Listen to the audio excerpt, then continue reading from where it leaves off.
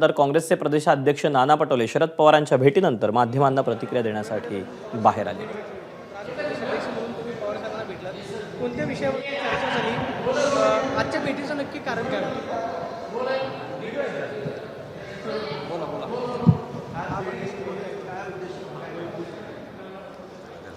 विधिमंडळाच्या कमिट्या आता त्यांना माननीय अध्यक्ष विधानसभेला द्यायची आहेत. विरोधी पक्ष नेत्यांची पण नावाची त्या ठिकाणी एक चर्चा करून घ्यायची होती आणि त्याची बैठक एक कालच मुंबईमध्ये आमची महाविकास आघाडीची झाली आणि पवारसाहेबांची तब्येती थोडीशी बरी नाही असं मला कळलेलं होतं. त्यामुळे स्वाभाविक आहे मी पुण्याला आलेलो होतो एका लग्नाला, एका कार्यक्रमाला आणि त्याच्यामुळे पवारसाहेबांची भेट घेण्यासाठी मी इथं आलेलो होतो. नेमकी काय राजकीय चर्चा झाली का? कारण का स्थानिक स्वराज्य संस्थेच्या निवडणुका आगामी काळामध्ये होत आहेत, त्या अनुषंगाने महाविकास आघाडी म्हणून एकत्र लढलं पाहिजे की नाही, ह्या जे चर्चा सुरू असताना त्याबद्दल काही चर्चा झाल्या का? सध्या माननीय कोर्टाचं जे तारीख पे तारीख चाललेली आहे, आज माननीय कोर्टामध्ये तारीख होती आजची 22 तारीख आहे. ओबीसीच्या आरक्षणाच्या बाबतची तारीख होती.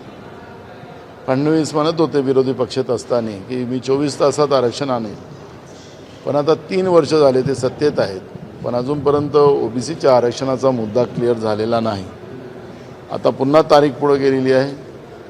निवडणुका लागतील की नाही लागतील हा प्रश्न आमच्या सगळ्यांच्या समोर आहे. त्यामुळे आत्ता त्याच्यावरची चर्चा हा काही भाग होऊ शकत नाही. ज्यावेळेस निवडणुका लागतील त्यावेळेस स्थानिक कार्यकर्त्यांना विचारून या सगळ्या निवडणुकीची एक व्यूहरचना आम्ही लोक महाविकास आघाडी म्हणून करू. उद्धव ठाकरेंनी पण भेट घेतली होती. उद्धव ठाकरेंनी पण मुंबईत भेट घेतली होती. आज तुम्ही भेटतायत. महाविकास आघाडीमध्ये सारं काही आलबेल आहे ना? जेव्हा आम्ही सगळे भेटतो आहे तालबेलच आहे. भेटत नसलो, दुरावा असेल तालबेल नाही असं ओळखलं जातं. जसं आपण पाहतोय की आता महायुतीमध्ये मुख्यमंत्री आणि उपमुख्यमंत्री आजूबाजूला बसतात, एकामेकाच्या तोंडाकडे बघत नाही, असं चित्र बघतोय नाही तुमच्या मीडियावर. तर आता तिथे आलबेल किती आहे हे तुम्हाला कळतं आहे. दाऊसला राज्यातले मुख्यमंत्री गेलेत आणि त्या ठिकाणी जागतिक पातळीवरचे उद्योग महाराष्ट्रामध्ये आणायचा प्रयत्न करण्यासाठी ते गेलेले आहेत. जनतेच्या पैशाने गेलेले आहेत. पण तिथं राहूनसुद्धा त्यांना महाराष्ट्रामधल्या कुजबुजीवर लक्ष ठेवून राहावं लागतं. नाशिक आणि रायगडच्या 2 पालकमंत्र्यावर स्थगिती द्यावी लागते आणि राज्याचा उपमुख्यमंत्री एक आपल्या गावात, एक कुठं आहे मला माहिती नाही. त्यामुळे काय परिस्थिती महाराष्ट्रातल्या सरकारमध्ये आहे. गेला 1 महिना उलटून झालेला आहे सरकार बनून, पण खातेवाटप झालेलं नाही. मग खातेवाटप झालं तर मग आता पालकमंत्री नाही, पालकमंत्री झालं तर त्याच्यातही स्थगिती आलेली आहे. त्याच्यामध्ये सहपालकमंत्री एक नवीन पद पुन्हा या कुजबुजीमध्ये या माहितीला निर्माण करावं लागलेली आहे. मलाई कशी खाता येईल हेच या सरकारचं उद्देश आहे असं दिसतं. जनतेची काळजी नाही असं असलेलं हे सरकार आज महाराष्ट्रामध्ये बसलेलं आहे. लोकांचं घेणं देणं नाही, बैमानीनं निवडून आलेली ही मानसिकतेची लोक आपल्याला या सरकारमध्ये पाहायला मिळते. 65% गुन्हेगार मंत्री या सरकारमध्ये आहेत आणि त्याचाच परिणाम की त्यांच्याच पक्षाचे आमदार, सत्ता पक्षातले आमदार त्यांच्या मंत्र्यांवर आरोप करताना आपल्याला पाहायला मिळते आहे. काल एक मंत्र्यांनी तर अजून चमत्कार केला की 4% कमिशन भ्रष्टाचार हे तर कॉमन आहे.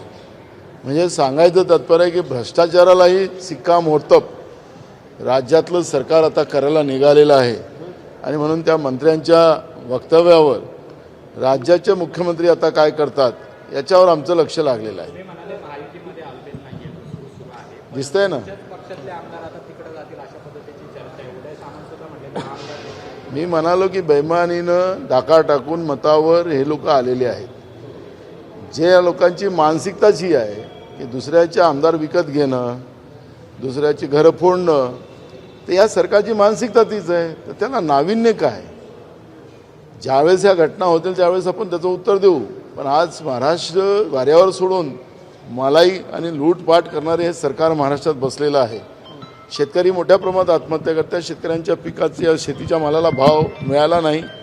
अजूनपर्यंत सोयाबीनचे केंद्र स्वतःच मुख्यमंत्र्यांनी सांगितलं की 31 जानेवारीपर्यंत सोयाबीन खरेदी केंद्र आम्ही चालू ठेवू. हे केंद्र चालू नाही आहेत, बंद आहे. धान खरेदी केंद्र तशीच आहेत. कापसाचे सुद्धा तोच हाल आहे. कांदा उत्पादक शेतकऱ्यांचा तोच हाल आहे. जे धान्य घेतलं त्याचा अजून पैसे साध्या शेतकऱ्याला मिळाले नाहीत. पीक विमा पद्धतीचा काय घोळ आहे तो आपण पाहतो आहे. बेरोजगारांचे प्रश्न महाराष्ट्रामध्ये मोठ्या प्रमाणात आहे. गरिबांचे प्रश्न मोठ्या प्रमाणात वाढलेले आहेत. महागाईचे प्रश्न वाढलेले आहेत. रेती माफियांचा सुळसुळाट महाराष्ट्रामध्ये चाललेला आहे. कायदा सुव्यवस्था राहिलेला नाही. ज्याप्रमाणे अक्षय शिंदेच्या प्रकरणामध्ये सुप्रीम कोर्टाने यांची कान उघडणी केलेली आहे त्याचे धागेदोरे त्यात तो जो इन्स्पेक्टर होता जो संजय शिंदे तिथपर्यंतच नाही तर DG ऑफिसपर्यंत आणि मंत्रालयापर्यंत याचे धागेदोरे आहेत. आणि याच्यातले मूळ कोण होते, अक्षय शिंदेवर फेक एन्काउंटर करणारे कोण लोक होती, कोणाच्या आदेशाने हे झालेत, या सगळ्या प्रश्नाचं उत्तर महाराष्ट्राची जनता बघते आहे. अजून त्या लहान चिमुरड्या मुलींना अजूनपर्यंत न्याय मिळाला नाही. त्यांच्या कुटुंबाच्या लोकांना न्याय मिळाला नाही. आणि सरकारचा सहभाग त्याच्यामध्ये डायरेक्ट आपल्याला पाहायला मिळते आहे. त्याच्यामुळे आमदार विकत घेणं, कोणाची घरं फोडणं, त्याच्यापेक्षा तुम्ही सत्तेत आहात तर सत्तेमध्ये राज्याच्या जनतेला आम्ही काय नाही देऊ शकतो की फेक एन्काउंटर करून निर्दोष लोकांना जीवे मारण्याचं काम हे सरकार करत असेल तर मला असं वाटतं की या आमदार विकत घेण्याच्या भाषेवर लक्ष देण्यापेक्षा राज्याच्या जनतेला आम्ही सुखरूप कसं ठेवू शकतो आणि महाराष्ट्राची जी बदनामी सातत्याने या सरकारमुळे वाढत चाललेली आहे त्याच्यावर लक्ष करणे हा सरकारची जरूरत आहे. पण आम्ही याच्या आमदार फोडू त्याच्या आमदार फोडू ही जी मानसिकता आहे हे शाहू फुले आंबेडकर विचाराची नाही आणि छत्रपती शिवाजी महाराजांच्या महाराष्ट्राची नाही. पण हे या विचारालाच काळीमा लावणारी ही लोक आज महाराष्ट्रामध्ये सत्तेमध्ये बसलेले आहेत. त्यामुळे मला या सगळ्या लोकांच्याबद्दलची ही प्रतिक्रियाच आम्हाला द्यायची नाही. त्यांना काय करायचं त्यांनी करावं आणि जे काही कच्चे असतील त्यांच्याबद्दलही आम्ही काय निर्णय घ्यायचा करू. पण मूळ प्रश्न आहे की सत्तेमध्ये तुम्ही बसलेला आहात आणि सत्तेमध्ये तुम्ही या पद्धतीच्या भाषा तुम्ही मंत्रिपदावर बसून करत असाल तर हा महाराष्ट्र आहे, हा काही दुसरं राज्य नाही आहे. तुम्हाला लोकशाहीच्या माध्यमातून कसा धडा शिकवायचा हे महाराष्ट्राच्या जनतेला माहिती आहे. त्यामुळे हे विकत घेणं फोडणं या भाषा तुम्ही तुमच्याजवळ ठेवा, आम्हाला त्याची काही गरज नाही. हिंदी में नाना आपने पवार साहब से मुलाकात की, क्या कुछ मुलाकात हुई, मुलाकात में क्या बातचीत हुई? मला तुम्हाला सांगतो की हे किती काही केलं यांचंच फुटायची वेळ आलेली आहे. महायुतीमध्ये काय चाललेलं तुम्हाला दिसतंय ना, यांचेच काय चाललेलं आहे बेहाल हे तुम्हाला दिसतंय. त्यामुळे आपल्याला यांच्यामध्येच सगळे आग लागलेली आहे. आपली आग दुसऱ्यावर ढकलण्याचं काम जे करत असतील तर त्याच्यावरची प्रतिक्रिया कशाला द्यायची. छगन भुजबळांना ना महाराष्ट्र सदन घोटाळ्यामध्ये क्लीन चिट दिली सुप्रीम कोर्टाने छगन भुजबळांना. आता तुम्हाला अजून काय काय अजून क्लीन चिट मिळतात. एक इकडे मंत्रिमंडळाची शपथ घेतल्याबरोबर 1000 कोटीची प्रॉपर्टी मिळते, दुसऱ्या दिवशी निनावी. काय काय चालतं या महाराष्ट्रात तुम्हाला माहिती आहे. त्याच्यामुळे हे क्लीन चिट वगैरे आता हे सगळ्यांना जनतेला माहिती आहे. तिकडे वॉशिंग मशीन आहे मोदींची, त्या वॉशिंग मशीनमध्ये गेलं की झालं. आणि 1000 कोटीची प्रॉपर्टी पण मिळते निनावी मंत्रिमंडळाच्या शपथविधीनंतर. नाना आपने पवार साहब से मुलाकात की, क्या नाना हिंदी में कभी? हाँ ठीक है. अहो जाऊ दे, त्यांचं काय करा. पहिलं महाराष्ट्राचे जे बेहाल आहेत ते थांबवा ना म्हणा. त्यांच्यावर कशाला प्रतिक्रिया द्यायची. हे फुटपाट होणार आणि हे होणार त्याच्यावरची चर्चा करण्यापेक्षा तुम्ही मंत्रिपदावर बसलेला आहात, तुम्ही शपथ घेत असताना जे काही बोललात त्याचं तरी पालन करा. हिंदी में लेंगे. पवार साहब से आपने मुलाकात लास्ट में करते 1 रुपयामध्ये जो पीक विमा होता त्याच्यामध्ये 5000 कोटीपेक्षा जास्त घोटाळा झालेला आहे असं भाजपच्या आमदारांनी आरोप केलेला आहे. सुरेश जसं असं म्हणतात की तत्कालीन कृषी मंत्र्याच्या विरोधामध्ये मी मुख्यमंत्र्यांना पत्र लिहिणार आहे. तत्कालीन कृषी मंत्री हे धनंजय मुंडे होते. म्हणजे भाजपचाच आमदार तत्कालीन कृषी मंत्र्यावरती 5000 कोटी रुपयांच्या भ्रष्टाचाराचा आरोप करतो. मी तुम्हाला सांगितलं की दागी मंत्रिमंडळ आहे. 65% मंत्री ज्यांच्यावर खुनाचे आरोप आहेत, भ्रष्टाचाराचे आरोप आहेत, वेगळे वेगळे आरोप या मंत्र्यांवर आहे. त्याच्यामुळे त्यांच्या पक्षाचा आमदार ज्या पद्धतीच्या असतील तर आता हे आरोप नाही ना, वस्तुस्थिती आहे. सरकार हे कशा पद्धतीचं महाराष्ट्रामध्ये तयार झालेलं आहे हे महाराष्ट्र लुटायला आणि महाराष्ट्राच्या निर्दोष लोकांवर फेक एन्काउंटर करणारे सरकार आहे हे आता सिद्ध झालेलं आहे. कोर्टाने त्याच्यावर शिक्कामोर्तब केलेला आहे. त्यामुळे या सरकारच्या बद्दलच्या जेवढ्या काही आपण यांचे वाभाडे काढायला गेलं ते कमी पडेल. या सरकारला अजूनही संधी आहे की या महाराष्ट्राला पुढं नेण्यासाठी आणि शाहू फुले आंबेडकर विचाराला आणि छत्रपती शिवाजी महाराजांच्या विचाराला ताकद देण्यासाठी ह्या सरकारचं काम आहे. पण हे सरकार ते करू शकत नाही. महाराष्ट्राला काळीमा लावणं, कलंकित करणं, महाराष्ट्राची बदनामी करणं, जंगलराज महाराष्ट्राचं करणं हेच या सरकारचं कर्तव्य आहे आणि ते लोक करतात. मागच्या काही दिवसांपासून प्रदेशाध्यक्षपदी दुसरा चेहरा येणार अशा प्रकारच्या चर्चा ज्या आहेत त्या सुरू होत्या. आपण राजीनामा द्यायला तयार आहात अशा प्रकारे देखील सांगितलं होतं. परंतु आता नवीन प्रदेशाध्यक्षपद घेण्यास कोण तयार नाही अशा प्रकारची चर्चा सुरू आहे. काय किती तथ्य आहे? मला एक कळत नाही. सध्या माध्यमामध्ये अशा हवेवरच्या चर्चा जेव्हा होतात त्यावेळेस आम्हाला पक्षाच्या लोकांना असं वाटतं की कुठून हवेतून गोष्टी मारतात आहेत. आमच्या पक्षामध्ये एक लंबी लाईन आहे.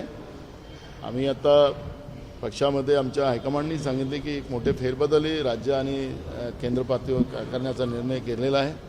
मला 4 वर्ष झालेली आहेत आणि मला 4 वर्ष पूर्ण झाल्यामुळे आमच्या संघटनेचंच धोरण आहे की त्याच्या जागी दुसरं बदल केला पाहिजे आणि मी सुद्धा त्या पद्धतीचं विलिंग दिलेलं आहे. त्यामुळे एक मोठं बदल आपल्याला येणाऱ्या काळामध्ये पाहायला मिळेल.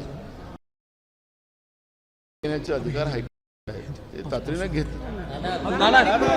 ना बस हिंदी में बताइए. अभी पवार साहब से आप मी स्वतः पत्र दिलेलं आहे. ते सांगितलं की मला 4 वर्ष पूर्ण झालेली आहेत आणि माझ्या जागी आपण बदल करावेत अशा पद्धतीचं विलिंगनेस मी दिलेलं आहे. मणिपूरमध्ये जेडीयूनं भाजपचा पाठिंबा काढलाय.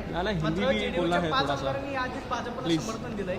जेडीयूचं 5 आमदार समर्थन काढतात मणिपूरमध्ये. केंद्र स्तरावरती काय आलबेल नाही नितीश कुमार आणि मोदींमध्ये त्याचंही चित्र म्हणायचं का? कारण नितीश कुमारांचे आमदार आता भाजप होताना दिसतंय. 5 आमदारांनी मणिपूरमध्ये भाजपला समर्थन दिले आणि पक्षानं ठरवलंय की मणिपूरमधला भाजपचा पाठिंबा. दिल्लीचं सरकार अस्थिर आहे त्याचं दर्शन आपल्याला होतेच आहे. नितीश कुमार दिल्लीमध्ये येऊन त्यांनी काही भूमिका पण आपल्या मांडल्यात आणि नितीश कुमारांनी ज्याप्रमाणे त्यांचं बिहारचा राज्यपाल बदलल्यानंतर त्यांनी घेतलेली भूमिका त्यामुळे केंद्रातला जो टेकू आहे तो टेकू कुठंतरी कमजोर होते आहे आणि केंद्रातलं सरकार अस्थिर होत आहे असं चित्र आपल्याला पाहायला मिळते आहे. शिवानी वडेट्टीवार यांनी आंदोलनात सहभाग घेतला नाही. झालं 2 दिवस झाले. हो गया. हिंदी में कर लूं. हिंदी कर लूं. रोहन हे बघा आम्ही काल महायुती म्हणून महाविकास आघाडी म्हणून काल आम्ही भूमिका सार्वजनिकप्रमाणे मांडलेली आहे. सरकारला जनाची नसेल तर मनाची तरी लाज सरकारने ठेवावी आणि तातडीनं जे दागी मंत्री आहेत त्यांचे राजीनामे घ्यावे ही भूमिका आमची आहे. थँक्यू. एबीपी माझा, उघडा डोळे बघा नीट.